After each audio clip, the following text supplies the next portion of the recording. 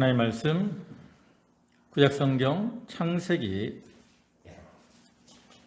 35장 1절입니다.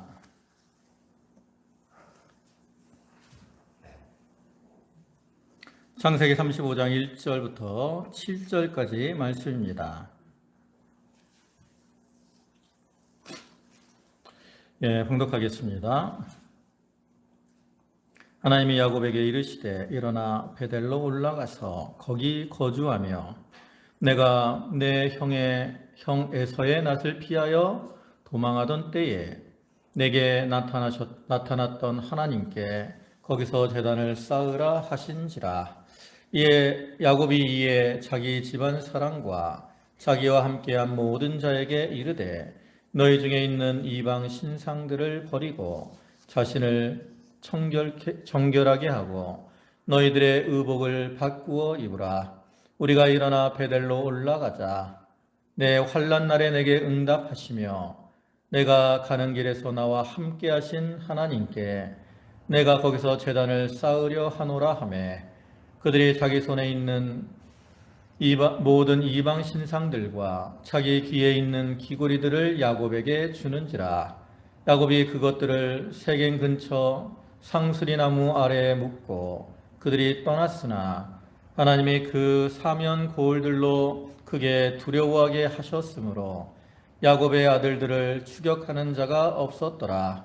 야곱과 그와 함께한 모든 사람이 가나안 땅 루스 곧 베델에 이르고 그가 거기서 제단을 쌓고 그곳을 엘 베델이라 불렀으니 이는 그의 형의 낯을 피할 때에 하나님이 거기서 그에게 나타나셨음이더라. 아멘. 할렐루야. 지난 한 주간도 주님의 은혜 가운데 평안히 잘 보내셨습니까? 오늘 이 시간에도 하나님께 예배하는 모든 성도들 위해 하나님의 은혜와 은총이 함께 하시기를 주님의 이름으로 축원합니다. 오늘 창세기 35장 1절부터 7절까지 말씀을 보셨는데 이 말씀을 통해서 그 지난 두 주와 같이 야곱의 생애 전환기라는 제목으로 함께 은혜를 나누고자 합니다. 우리가 두 주간에 걸쳐서 그 베델의 사건과 또 약복강의 사건을 통해서 야곱의 삶의 전환기를 맞는 모습에 대해서 살펴보았습니다. 그래서 베델의 사건에서는 야곱이 이렇게 환상 중에 자기에게 나타나신 그 하나님을 만남으로 그의 신앙이 새롭게 변화되는 것에 대해서 우리가 살펴봤고요. 지난주에 그 약복강의 사건에서는 기도를 통해서 자기의 문제를 해결받고 또 야곱이 이스라엘이라고 하는 새로운 인격으로 변화되는 것에 대해서 살펴봤습니다.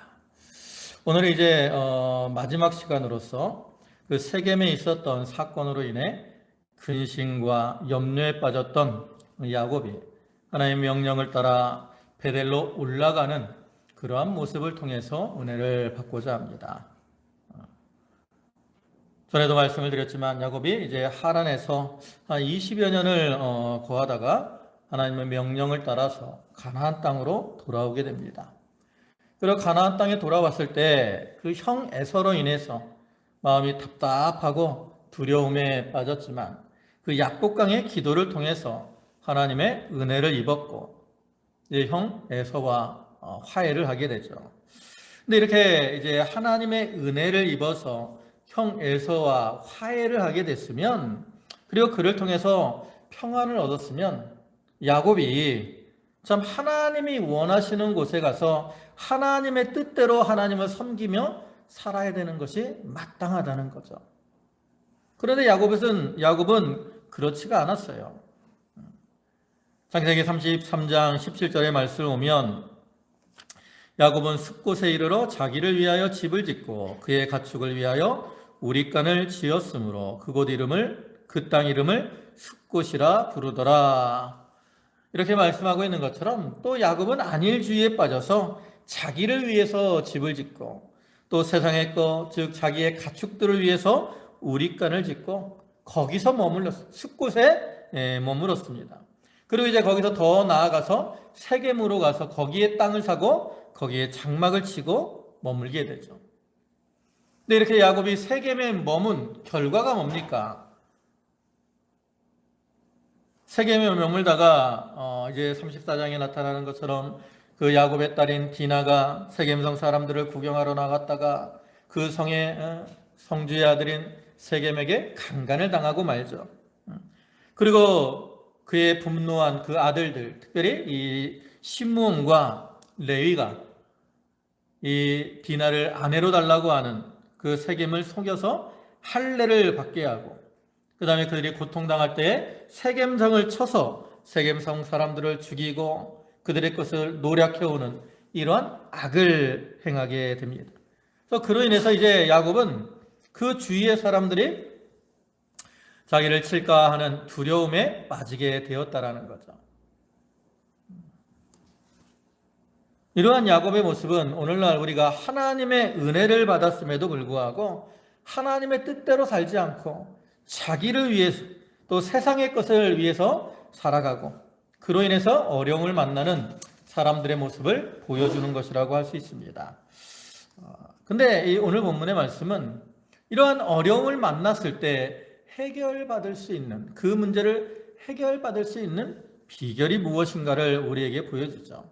그것은 뭐냐? 바로 하나님이 원하시는 자리로 나아가서 하나님과의 관계를 회복하는 거라는 거예요. 오늘 본문에서 볼 수 있는 것처럼 야곱은 자기 앞에 닥쳐오는 여러 가지 문제들로 인해서 근심에 빠졌지만 하나님의 명령을 따라 베델로 올라감으로 하나님과의 관계가 회복되고 그로 인해서 자기의 문제가 해결받고 또 새로운 삶의 전환기를 맞이하게 됩니다. 그와 같이 오늘날 우리 성도들도 하나님과의 관계를 회복하고 하나님과 동행하며 하나님의 인도 가운데 살아갈 때 우리가 모든 문제를 해결받고 우리의 삶이 복되고 형통한 이러한 삶이 될 수가 있다라는 거죠. 그래서 본문에서 우리가 이제 야곱이 그 자기를 부르시는 그런 하나님의 음성을 듣고 그를 따라 행함으로 새로운 삶의 전환기를 맞이한 것처럼 오늘날 우리들도 하나님이 우리에게 이렇게 부르시는 그러한 음성을 잘 듣고 그에 응답해서 나아감으로 우리가 하나님과의 관계를 온전히 회복하고 새로운 삶의 전환기를 맞이해서 기쁨으로 살아가는 그러한 성도들이 다 되도록 해야 되겠습니다. 먼저 우리가 살펴볼 것은 야곱이 이렇게 고통 가운데 있을 때 하나님이 그를 권고하시고 부르셨다라는 거죠. 본문 1절의 말씀을 보면 하나님이 야곱에게 이르시되 일어나 베델로 올라가서 거기 거주하며 내가 내 형 에서의 낯을 피하여 도망하던 때에 내게 나타난 하나님께 거기서 제단을 쌓으라 하신지라. 이처럼 야곱의 가정이 세겜과 숫국과 세겜에 머물다가 가정적으로 참 불행한 일을 당하고 근심 가운데 처해 있을 때 하나님께서는 야곱에게 나타나셔서 베델로 올라가라 말씀을 하십니다. 참으로 딸이 강간을 당하고 또 아들들이 자기를 속이고 하나님의 거룩한 예식을 이용해서 살육을 행하는 이러한 큰 죄악을 범하고 그로 인해 이제 주위 사람들에게 보복을 받을까 두려워하고 있는 그러한 야곱에게 나타나신 하나님께서는 다윗을 이 야곱을 위로하시기 전에 먼저 이러한 일을 당하게 된 원인이 무엇인가를 그에게 가르쳐 주시면서 그것을 고치라고 말씀을 하시는 거죠. 사실 이 야곱이 이렇게 가나안 땅에 들어와서 형 에서와 화해를 한 다음에 그는 나름대로 하나님을 잘 섬긴다고 섬겼어요. 그래서 그는 세겜에서 하나님 앞에 단을 쌓죠. 앞에 33장 20절을 보면 거기에 제단을 쌓고 그 이름을 엘헬로헤 이스라엘이라 불렀더라 그랬어요.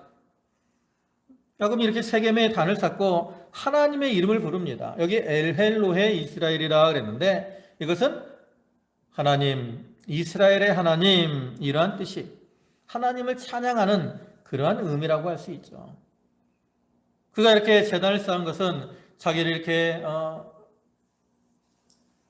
돌아오게 하시고 지키시고 보호해 주신 것에 대한 감사고 또 자기가 이렇게 가나안 땅에 온 것을 기념하는 그러한 의미로 단을 쌓은 건데, 문제는 뭐냐?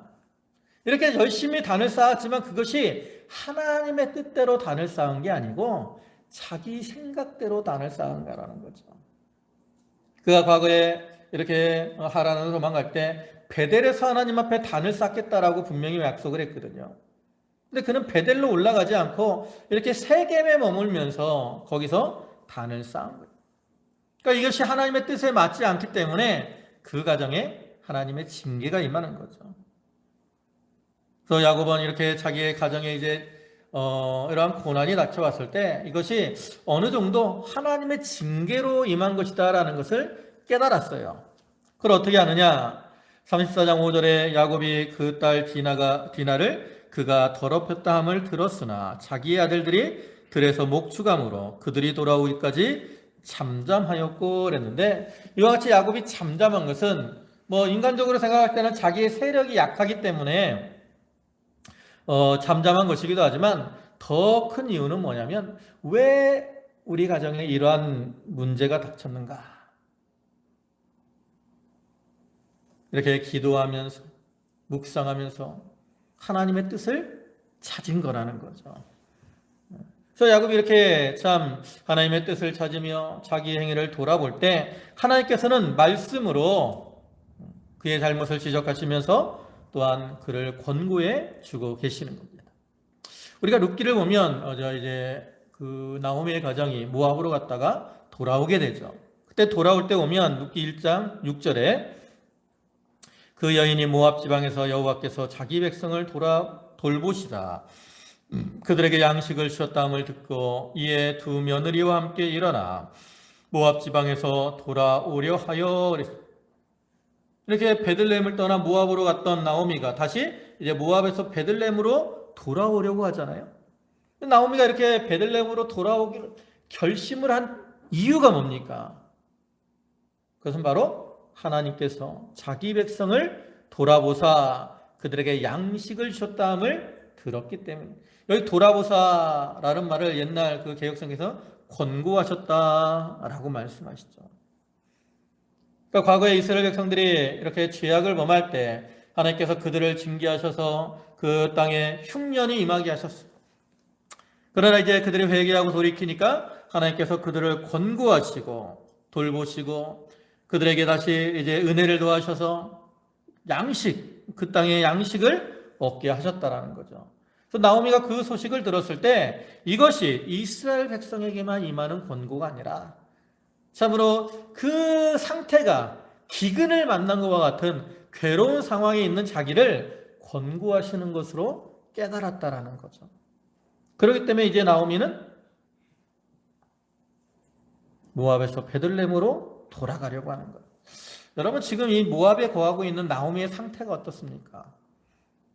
그 상태는 베들레헴에 거하는 이스라엘 백성들의 상태보다 더 안 좋은 그러한 상태, 참으로 아무런 소망이 없는 그러한 상태입니다. 그들이 모압에 가서 한 10년을 거했는데 남편도 죽었죠, 두 아들도 죽었죠, 재산도 다 사라졌어요. 아무런 소망이 없습니다. 그렇기 때문에 나오미는 그 자기의 며느리에게 돌아가라고 권고하는 거예요. 1장 11절부터 보면 나오미가 이르되 내 딸들아 돌아가라. 너희가 어찌 나와 함께 가려느냐? 내 태중에 너희의 남편 될 아들들이 아직 있느냐? 내 딸들아 되돌아가라. 나는 늙었으니 남편을 두지 못할지라. 가령 내가 소망이 있다고 말한다든지 오늘 밤에 남편을 두어 아들들을 낳는다 하더라도 너희가 어찌 그들이 자라기를 기다리겠으며 어찌 남편 없이 지내겠다고 결심하겠느냐? 내 딸들아 그렇지 아니하니라. 여호와의 손이 나를 치셨으므로 나는 너희로 말미암아 더욱 마음이 아프도다. 하나님이 치셨기 때문에 아무런 이러한 소망이 없어. 베들레헴으로 돌아가더라도 회복될 소망이 없다고. 여러분, 사실 이 나오미가 베들레헴으로 돌아간다라는 게 얼마나 힘들고 부끄러운 일입니까?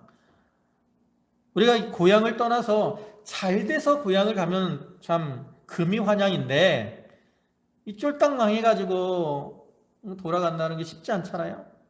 그러나 나오미는 자기의 처지가 이렇게 불쌍하고 소망이 없는 그러한 처지지만 하나님이 권고하심을 믿고 베들레헴으로 돌아간 거예요. 그리고 이제 하나님의 은혜로 그 가정이 회복이 되는 거죠. 우리가 믿는 하나님은 공의의 하나님이시기 때문에 하나님의 뜻을 어기고 자기 뜻대로 행하는 자에게는 하나님이 징계하십니다. 그러나 또한 하나님은 사랑의 하나님이시기 때문에 징계 가운데서도 당신의 백성들을 권고하시고 또 인도하시는 그러한 분이시죠. 특별히 하나님은 고난 중에 부르짖는 자들을 권고하십니다. 출애굽기 3장 16절을 보시면 너는 가서 이스라엘 장로들을 모으고 그들에게 이르기를 여호와 너의 조상의 하나님 곧 아브람과 이삭과 야곱의 하나님이 내게 나타나 이르시되 내가 너희를 돌보아 너희가 애굽에서 당한 이 일을 확실히 보았노라 그랬어. 하나님이 너희를 돌보아 그랬죠. 고난 중에 이스라엘 백성들이 하나님 앞에 기도하니까 하나님이 권고하시고 그들의 그 음성을 들어주신 거예요. 모세를 보내서 이스라엘 백성들을 애굽에서 구원해 주신 거죠. 또 예레미야 29장 10절을 보면 여호와께서 이와 같이 말씀하시니라 바벨론에서 70년이 차면 내가 너희를 돌보고 너의 선한 말을 너희에게 성취하여 나의 선한 말을 너희에게 성취하여 너희를 이곳으로 돌아오게 하리라. 이스라엘 백성들이 죄를 범함으로 하나님 바벨론 포로가 되게 하실 거라는 거예요. 그러나 때가 되면 하나님이 그들을 권고하셔서 그들을 회복시켜 주실 것을 이미 미리 약속을 하고 계시는 거죠. 이렇게 과거에 이스라엘 백성들을 권고하시고 그들을 구원하신 하나님께서는 오늘날 우리 하나님의 백성들을 사랑하시고 권고하시고 인도하시는 그런 하나님입니다. 또 야곱이 하나님이 자기를 권고하시는 하나님의 음성을 듣고 나아간 것처럼 오늘날 우리들도 말씀을 통해서 권고하시는 그런 하나님의 음성을 듣고 그것이 나를 회복시키고자 하시는 하나님의 은혜와 사랑임을 깨닫고 그 음성을 따라가야 된다라는 거죠. 이렇게 야곱이 이제 하나님의 권고하시는 음성을 들었을 때 어떻게 합니까? 이제 베델로 올라가려고 합니다. 근데 올라갈 때 야곱은 먼저 준비를 하죠. 무엇을 준비합니까? 본문 2절입니다. 야곱이 이에 자기 집안 사람과 자기와 함께한 모든 자에게 이르되 너희 중에 있는 이방 신상들을 버리고 자신을 정결하게 하고 너희들의 의복을 바꾸어 입으라. 베델로 올라가기 위해서 세 가지를 준비해야 된다라는 거예요. 첫째는 뭡니까? 너희 중에 이방 신상을 버리라 그랬어요. 이건 뭡니까? 우상을 제하여라. 이러한 말씀입니다. 야곱이 거하던 이 하란 땅은 우상을 섬기던 그러한 곳이 이방의 우상. 야곱의 외삼촌인 라반도 그곳에서 우상을 섬겼습니다. 창세기 31장 19절 보면 그때 라반이 양털을 깎으러 갔으므로 라헬은 그의 아버지의 드라빔을 도적질하고 그랬어요. 그리고 30절에서는 이에 내가 내 아버지 집을 사모하여 돌아가는 것은 옳거니와 어찌 내 신을 도적질하였느냐. 여기 라반이 드라빔을 뭐라고 불러요? 내 신이다 라고 부르고 있습니다. 그러니까 이 라반은 드라빔을 우상, 자기의 신으로 섬기고 있었고 또 그 아버지의 딸들인 라헬, 레아 그들도 그 드라빔을 신으로 알고 섬겼어요. 또 라헬은 이 드라빔을 가지고 가면 자기가 복받을 걸로 생각하고 아버지 것을 훔쳐가지고 간 거예요. 그리고 라반은 자기의 신이 없어졌기 때문에 그걸 찾으려고 야곱을 7일간이나 쫓아온 것이고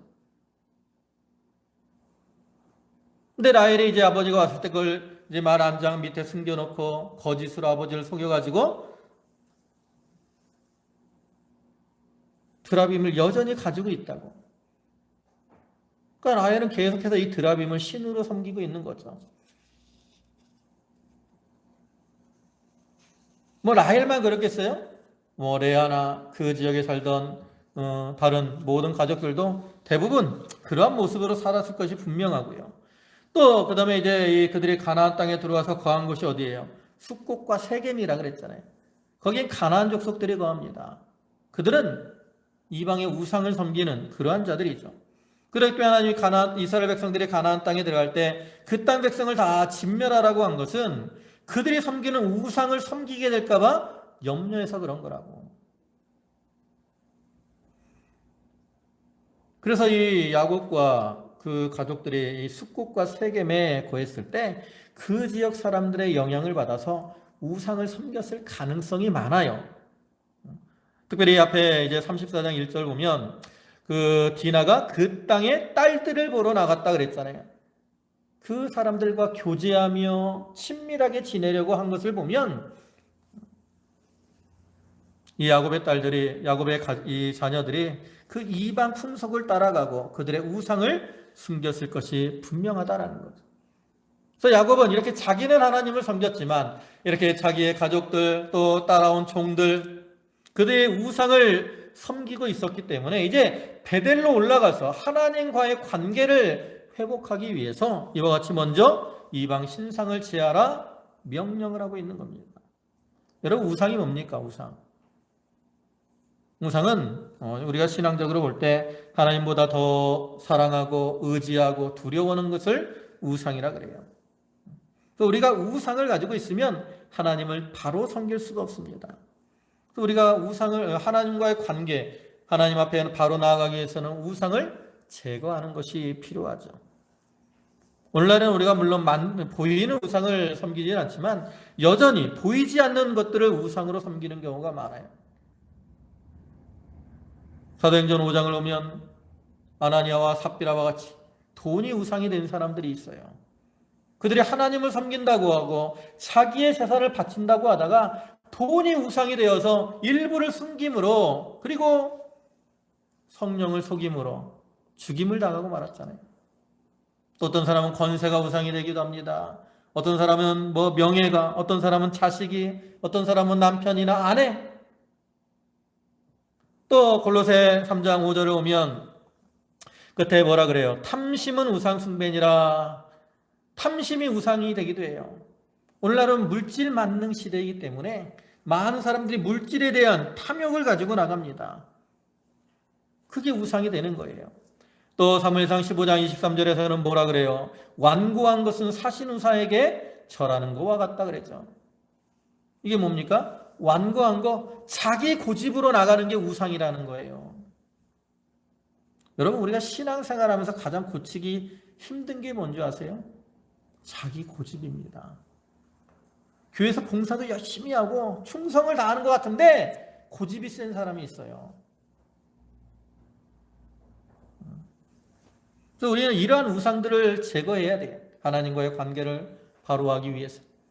탐심을 버리고 고집을 버리고 하나님보다 더 사랑하고 의지하던 것들을 버려요. 그래야 우리가 베델로 올라가서 하나님을 만날 수가 있는 거죠. 그다음에 두 번째 준비할 게 뭐라 그랬습니까? 자기를 정결하게 한다 그랬어요. 이거는 육신을 목욕해서 깨끗하게 한다 이것만을 의미하는 게 아니라 무엇보다 자기의 심령을 깨끗하게 해야 될 것을 가르치죠. 여러분 야곱이 과거에 어떤 사람이었습니까?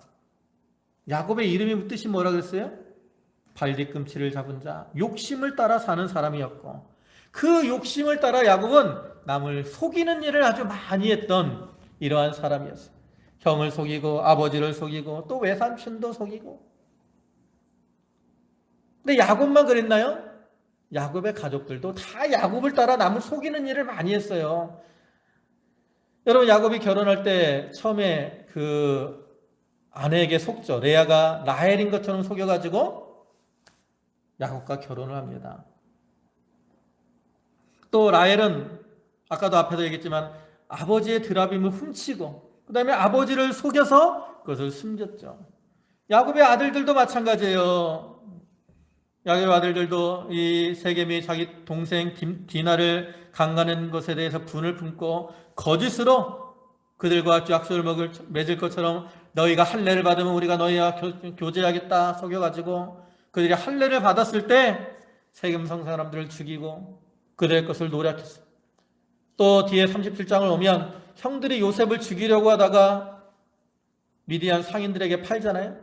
그리고 나서 아버지에게 와서 뭐라 그래요? 사나운 짐승이 요셉을 죽였습니다 하고 아버지를 속이죠. 이러한 모습에서 볼 수 있는 것처럼 야곱과 그 가족들은 참 세상에 속해서 육신의 용심을 따라 서로 속이고 수단 방법을 가리지 않는 거짓된 모습으로 살아가고 있다는 거죠. 여러분, 거짓은 누구에게 속한 거라 그랬습니까? 마귀에게 속한 거라 그랬잖아요. 요한복음 8장 44절을 보면 너희는 너희 아비 마귀에게서 났으니 너희 아비의 욕심대로 너희도 행하고자 하느니라. 그는 처음부터 살인한 자요 진리가 그 속에 없으므로 진리에 서지 못하고 거짓을 말할 때마다 제 것으로 말하나니 이는 그가 거짓말장이요 거짓의 아비가 되었습니다. 그러니까 우리가 거짓에 속하면 다 누구에게 속한 거예요? 마귀에 속한 거예요. 우리가 이렇게 거짓에 속해 있는 것들을 어떻게 해야 돼요? 회개하고 자기의 심령을 깨끗하게 만들어야 된다라는 거예요. 그래야 하나님 앞에 나아갈 수 있어요. 여러분, 우리를 왕같은 제사장이라고 하잖아요. 구약시대 제사장들이 하나님 앞에 나갈 때 어떻게 나갔습니까? 물두멍에서 자기를 씻고 하나님 앞에 나갔어요. 그와 같이 오늘날 우리들도 자기를 돌아보고 회개함으로 자기 마음을 정결케 해야 우리가 하나님 앞에 나아갈 수가 있는 겁니다. 세 번째로는 의복을 바꾸라 그랬습니다. 의복이 뭐예요? 의복. 성경에서 의복은 그 사람의 행실을 가리킬 때가 많죠. 요한계시록 19장 8절에 그에게 빛나고 깨끗한 세마포 옷을 입도록 허락하였으니 이 세마포 옷은 성도들의 옳은 행실이로다. 그러니까 의복을 바꾸라는 것은 자기의 잘못된 행실을 고쳐나가야 된다. 어둠의 일을 벗어버리고 이제는 빛의 갑옷을 입어야 된다는 거죠. 과거에 이 야곱의 가족들은 우상을 섬기는 그러한 삶을 살았고 또 거짓으로 속이는 이러한 삶을 살았다면 이제는 그러한 이방 풍속을 따라가고 우상을 섬기고 거짓으로 행하는 것들을 벗어버리고 하나님의 자녀다운 그러한 깨끗한 옷을 입어야 된다는 거예요. 여러분, 오늘날 우리는 어떻습니까? 우리도 다 더러운 옷을 입고 있던 자들입니다. 이사야 64장 6절을 보면 무릇 우리는 다 부정한 자 같아서 우리의 의는 다 더러운 옷 같으며 우리는 다 잎사귀같이 시들므로 우리의 죄악이 바람같이 우리를 몰아가나이다 그랬어요. 이와 같이 아담의 범죄 이후로 모든 인류들은 다 무슨 옷을 입고 살아가요? 더러운 옷을 입고 살아간다고. 그런데 하나님께서 이제 그리스도를 통해서 그리스도의 보혈로 우리를 씻기셔서 우리의 더러운 옷을 벗기고 우리에게 아름다운 옷을 입혀주셨다는 거죠. 그래서 우리는 그런 아름다운 하나님이 입혀주신 그 옷이 더러워지지 않도록 날마다 자기 행실을 어떻게 해야 돼요? 깨끗하게 만들어 나가야 되는 거예요. 그것이 바로 의복을 바꾸어 입는 겁니다. 이렇게 이제 야곱이 이방 신상을 버리고 자기를 정결하게 하고 의복을 바꿔 입으라 하니까 이제 그 가족들이 야곱의 말에 따라서 자기들에게 있는 이방 신상들 또 자기들이 하고 있던 그 이방의 풍속을 따라 하고 있던 귀걸이 이런 것들을 다 야곱에게 줬어요. 그러니까 그것들을 이제 세겜 상수리 나무 아래 묶고 그들이 올라갑니다. 올라가니까 벌써 하나님이 그들에게 은혜를 주신다는 거죠. 그들이 베델을 향해 올라감으로 받게 되는 은혜가 뭡니까? 첫째로는 원수들의 손에서 하나님이 보호해 주셨다라는 거죠. 본문 5절을 보시면 그들이 떠났으나 하나님이 그 사면 고울들로 크게 두려워하게 하셨으므로 야곱의 아들들을 추격하는 자가 없었더라. 과거에는 누가 두려워했어요? 야곱이 두려워했습니다. 레위와 시므온이 세겜을 공격하고 갔을 때 야곱이 그들을 책망한다고. 뭐라고 책망해요? 야곱이 시므온과 레위에게 이르되 너희가 내게 화를 끼쳐 나로 하여금 이 땅의 주민 곧 가나안 족속과 브리스 족속에게 악취를 내게 하였도다. 나는 수가 적은즉 그들이 모여 나를 치고 나를 죽이리니 그러면 나와 내 집이 멸망하리라. 이러한 두려움 가운데 있었어요. 근데 야곱의 가족이 하나님의 말씀에 순종해서 자기를 정결하게 하고 베델로 올라가니까 하나님이 어떻게 해주셨어요? 오히려 하나님이 그 사면 고울들로 야곱의 가족을 두려워하게 하심으로 그들을 추격하는 자가 없었다. 사실 이 야곱의 아들들이 세겜 사람들에게 보복을 한 것은 뭐 정당한 행위라고 할 수 있어요. 자기 동생에게 악을 행했기 때문에. 구약시대는 그러한 일들이 많잖아요. 그런데 그들이 보복을 할 때 방법이 정당하지 못했다라는 거죠. 남을 속이고 또 비겁하고 잔인하게 행했기 때문에 그 주위의 사람들이 그들의 행위에 대해서 분노함으로 야곱의 가문을 멸하고자 했을 그러한 가능성이 많아요. 왜냐하면 이 세겜 주위의 사람들은 이 세겜 사람들과 동맹 관계를 맺고 있을 가능성이 많기 때문에 그렇죠. 그러나 하나님께서 이제 그들이 회개하니까 오히려 그들이 야곱의 가족들을 두려워하게 하므로 그들을 추격하는 자가 없었고, 그래서 야곱의 가족이 베델까지 평안히 올라갈 수가 있었어요. 그와 같이 오늘날에도 우리가 하나님의 백성들이 참 회개하고 자기를 정결하게 한 가운데 하나님께 나아가면 하나님이 지키시고 보호해 주신다는 거죠. 그 다음에 두 번째 어떤 은혜를 주느냐, 하나님이 다시 야곱을 만나 주십니다.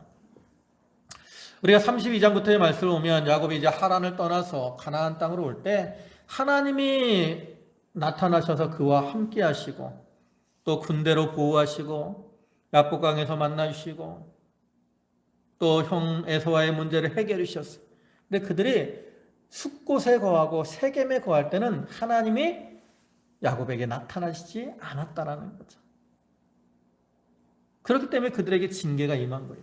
그런데 다시 이제 베델로 올라가서 단을 쌓으니까 하나님이 그들을 만나 주십니다.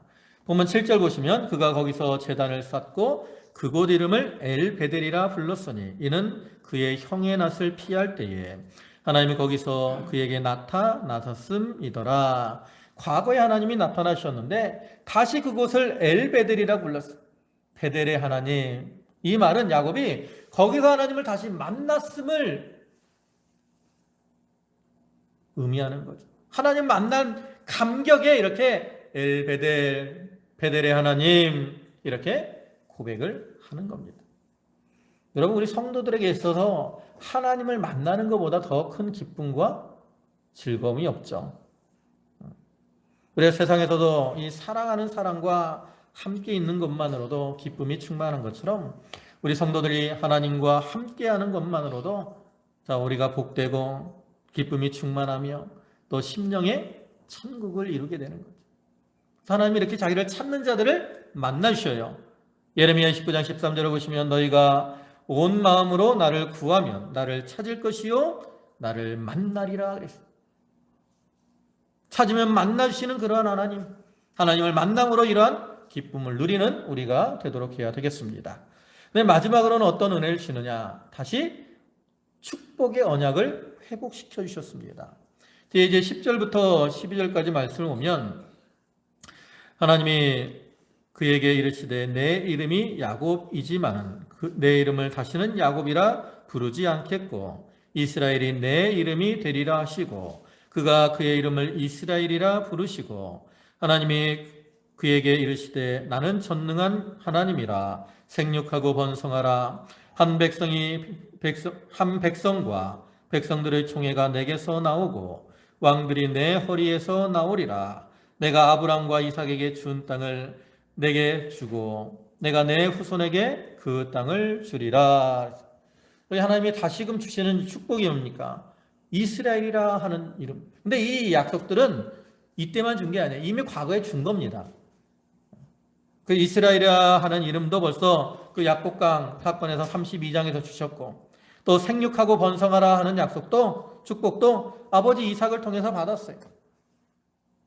또 땅에 대한 약속도 28장에서 하나님이 이미 야곱에게 주셨던 겁니다. 그런데 이러한 이 축복들을 받았음에도 그걸 누리지 못하고 살았어요. 이스라엘이라는 이름을 받았어도 이스라엘이라는 이름답게 살지 못했고 하나님이 주신 다른 축복의 약속들을 누리지 못하고 있었다라는 거죠. 근데 그가 다시 이제 베델로 올라가서 하나님을 만나고 하나님과의 관계를 회복하니까 하나님이 이 축복의 약속들을 다시금 재천명하심으로 그 약속들을 믿고 소망하는 가운데 기쁨으로 살아가게 해 주셨다는 거죠. 오늘날에도 우리가 믿음으로 하나님을 찾고 하나님과 동행하면 이러한 하나님의 약속에 대한 확신과 소망을 가지며 살아갈 수가 있게 되는 것이죠. 이제 말씀을 마무리하겠습니다. 참으로 야곱의 인생은 파랑만장한 그러한 인생이었고 그는 그 인생 가운데 참 여러 가지 어려움을 많이 겪게 되는데 하나님께서는 그러한 야곱의 고난의 순간에 그에게 나타나셔서 그의 삶의 전환기로 삼아 주셨어요. 그와 같이 오늘날에도 우리가 삶 속에서 참 여러 가지 고난, 어려움을 만날 때가 있는데 우리는 그때가 하나님께서 나에게 주시는 그러한 전환기의 순간이라고 우리가 알아야 됩니다.